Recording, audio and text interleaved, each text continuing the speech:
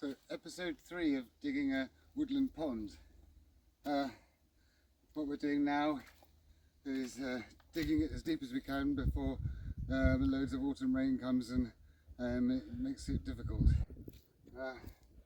And taking it to the edges and having a 45-degree slope coming down, and probably taking it to about 3 feet deep, I think.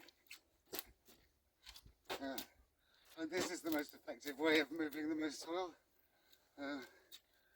Just using a shovel and lobbing it where it wanted to go.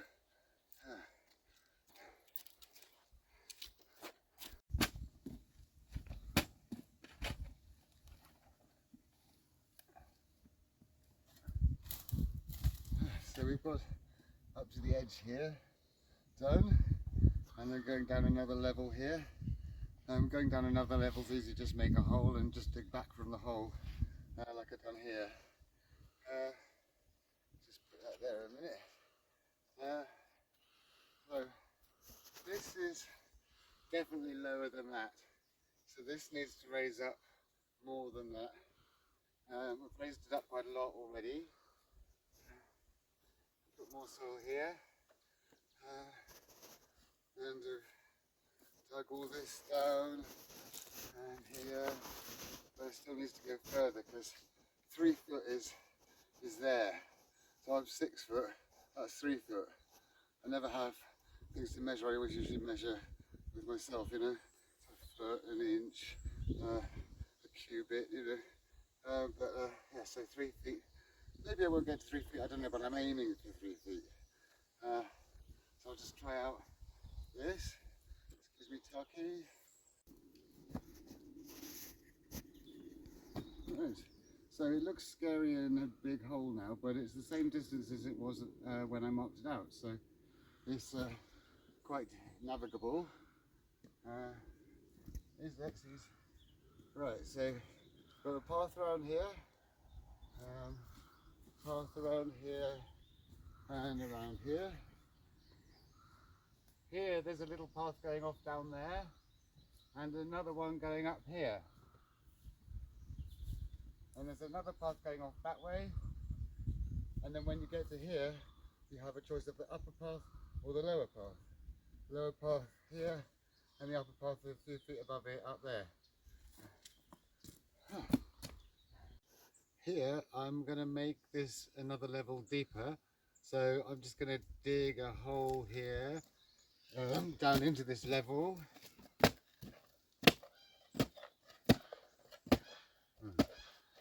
It's always harder the first one.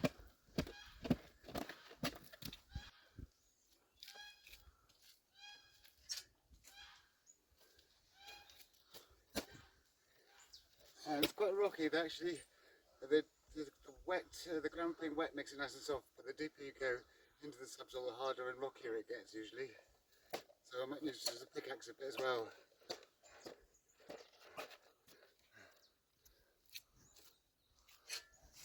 Because it's quite difficult to dig and it's quite rocky, I'm going to pickaxe it first of all, just to make it the right depth I want it.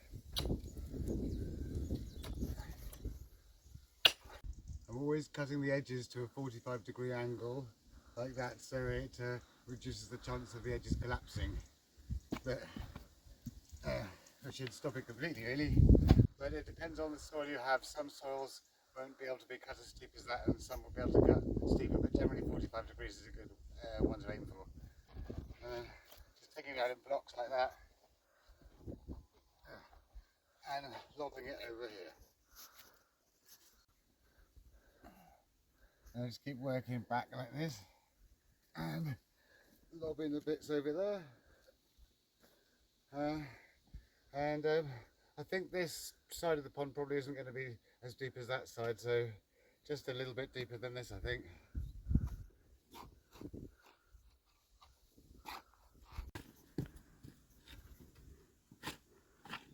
This side's all getting much higher now. It's looking much better than it was.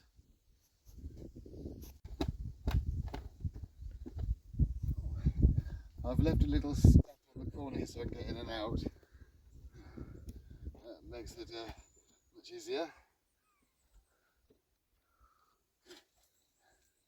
And to get down, I can pole vault with a spade.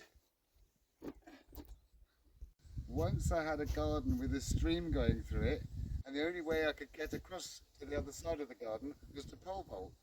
And I haven't done that for ages, but I just thought I could do that here. So I looked around, I couldn't find a pole, so this is the best I could find, a manky old broom. So let's try. Whoa. Whoa. Yeah, that's pretty good. I'll try this deeper bit, because it's better with a bigger pole. Brilliant. From where you're looking, there's a slope coming down, and then from that side there's a slope coming down as well. So this pond's in a little valley, collecting all the rainwater.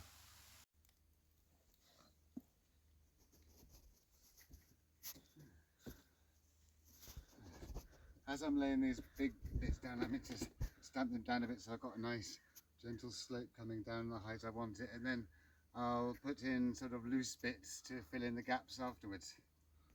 I think this, for this smaller side, might be deep enough. It's yeah, about 2.5 feet deep. That would be great. So this little pond's only for sticklebacks and amphibians really, but this side is probably all right here. I've got to dig that bit down a bit more, and that side is going to be the deep end. I think any deeper would make it a bit more precarious. I think this side of the pond, that's deep enough, and the water would be here, so all through the winter it would be filled with water, and then this end would probably dry out if there was a drought in the summer, but then the fish could go in that bit over there. The sticklebacks won't go in until next year, till the pond's properly established, but I expect the amphibians will probably find their way here in the spring. So as I'm going down along the edge and along the edge of the island, was going down at another 45-degree angle. Just very careful. If bits collapse, you've got holes where stones were, something like that, then patch them up with topsoil, not subsoil, because topsoil doesn't collapse. So we're cutting into blocks like that. Great big block, and again 45-degree angle on this side. I've just noticed that I could jump over here as well. I can have hours of entertainment with this. This little step that we're using to get in and out, this can be covered in topsoil when we're finished and have a nice little slope coming down to the water, because I think this side will be a bit higher than the water. So it's starting to get dark now. This bit's deep enough. This bit's deep enough. Possibly go a little bit more there, but more or less this side is deep enough. This side is already deeper than that side, but it needs to go much deeper, so I want it to be like here really. But that will have to be for the next episode. Yeah, it's starting to get darker. There's lots of biting insects, which is unusual for late October, but this weather has been very good, very dry but not too dry. The mud's been nice and pliable and soft, but it hasn't been so wet that it's been wading in mud, so it's been pretty good. So I hope you liked today's video. If you did, please like and subscribe, and if you press the little me, which is down there somewhere, you can see all my other videos, and I shall see you next time.